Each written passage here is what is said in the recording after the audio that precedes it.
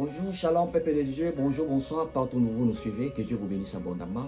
Votre humble serviteur, l'apôtre Mitouché Lambabi. Bienvenue dans cette tranche d'enseignement dénommée autour de la Bible. Nous répondons à toutes les questions liées à la parole de Dieu. Et plusieurs questions m'ont été posées. Aujourd'hui, nous allons prendre une parmi toutes ces questions. Et voici la question. Quels fruits que Adam et Ève ont-ils mangé dans le jardin d'Éden? Une question vraiment pertinente. Mais essayons un peu de découvrir qu'est-ce que la Bible nous en dit.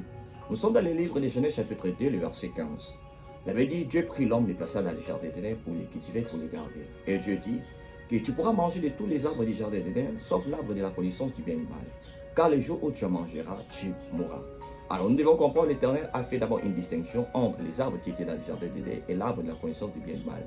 C'est-à-dire que l'arbre de la connaissance du bien et du mal était différent de tous les arbres du jardin d'Éden. L'Éternel l'a appelé l'arbre de la connaissance du bien et du mal. Alors, le jour que l'homme s'est décidé de désobéir à Dieu, la mort est entrée. Et lorsque l'homme prit de son fruit, l'arbre du jardin, l'arbre de la connaissance du bien et du mal a cessé d'exister. C'est pourquoi vous allez remarquer dans Genèse chapitre 3, à partir du 22e verset, l'Éternel dit, descendons et empêchons l'homme d'étendre la main sur l'arbre des filles, de père d'en manger et de vivre éternellement en connaissant le bien et du mal. C'est-à-dire l'Éternel n'a pas fait référence encore de nouveau à l'arbre de la connaissance du bien et du mal parce que l'homme l'avait déjà consommé. Et c'est pourquoi Apocalypse chapitre 2, le verset 7 nous confirme en disant au 21, je donnerai à manger de l'arbre de vie qui est dans le paradis de Dieu. Or, lorsqu'on voit le paradis de Dieu, c'est l'image aussi du jardin d'Éden. C'est pourquoi vous allez remarquer l'arbre de la connaissance, l'arbre de vie est resté intact dans les jardins d'Éden. Cet arbre n'est pas comparable aux autres fruits que nous mangeons. Parce que certains disent que est-ce que c'était un fruit que nous mangeons jusqu'à aujourd'hui par ignorance? Je dirais non. Partant de ce verset biblique, l'arbre de la connaissance du bien et du mal a cessé d'exister. Ce n'était pas un fruit comparable à d'autres fruits que nous mangeons aujourd'hui. C'était un fruit unique, mais palpable que l'homme pouvait toucher.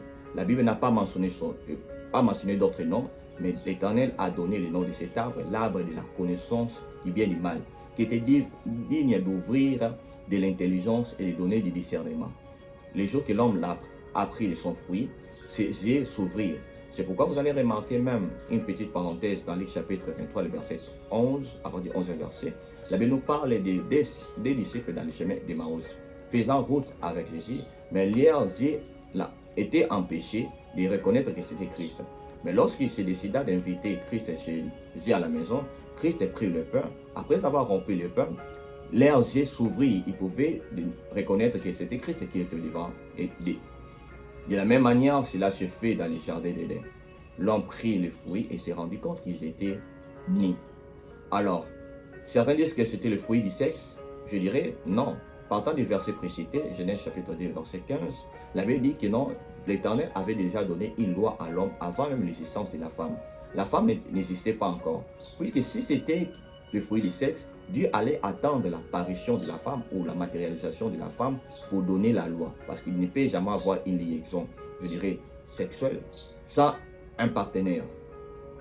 Alors, lorsque nous regardons aussi Genèse chapitre 1er, le verset 26 au 28e verset, nous voyons une promesse que Dieu donna l'être spirituel. C'était un homme fait et non pas un homme créé. Il y a une différence entre l'homme fait et l'homme formé. Nous voyons cette différence dans Genèse chapitre 1er, le verset 26 au 28e verset, et Genèse chapitre 2, le verset 7. C'est-à-dire l'homme existant dans la pensée de Dieu, c'est l'homme spirituel, selon Proverbe chapitre 8, à partir du 23e au 27e verset. Mais tandis que l'homme formé, c'est l'homme du chapitre 2, le verset 6, c'est-à-dire un enveloppe que Dieu avait tiré du sol, que Dieu a pris l'homme existant des fruits de l'éternité et Dieu l'a placé dans l'enveloppe qui est la terre. L'homme spirituel avait déjà reçu la promesse de la fécondité. Les serpents avaient juste précipité une connaissance que l'homme devait avoir. L'homme étant créé selon l'image et la ressemblance de Dieu, il était déjà un Dieu. Mais il n'avait pas encore connaissance de sa nature divine. Parce que l'enseignement était progressif. Dieu venait pour lui rappeler sa nature. L'enseignement était progressif. Ce n'était pas encore le moment pour l'Éternel de lui annoncer sa nature divine et comment il devait avoir une postérité. Car ce n'est pas que le fruit de la connaissance du bien et du mal qui pouvait donné la connaissance à l'homme comment avoir une relation, je dirais, sexuelle ou avoir une postérité. Mais c'était déjà un plan divin de Dieu. Dieu, d'une manière ou une autre, allait toujours montrer à l'homme comment l'homme devait avoir une postérité. C'est pourquoi vous allez remarquer dans Genèse chapitre 4 et Genèse même chapitre 5, Genèse chapitre 4, l'homme après avoir donné une postérité, Caïn, Dieu dit que j'ai formé l'homme à l'aide de l'Éternel. Qu'est-ce que veut dire à l'aide de l'Éternel? C'est-à-dire Dieu m'a enseigné comment avoir l'homme.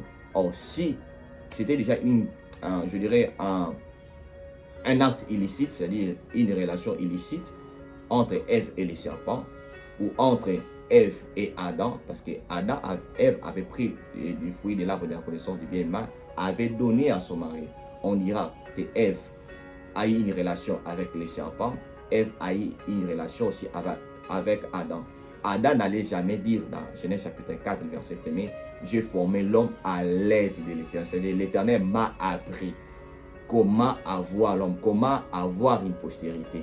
Si c'était déjà un fruit du sexe, Ève était l'enseignant d'Adam. Ève avait montré à Adam comment avoir une postérité, comment avoir une relation sexuelle. Chose qui n'est pas vraie. Que Dieu vous bénisse abondamment. C'est un fruit de la connaissance du bien et du mal. C'est un fruit palpable, mais avec une sémence unique qui a cessé d'exister le jour que l'homme prit de son fruit. Que Dieu vous bénisse abondamment. N'hésitez pas à nous poser des questions. Ciao.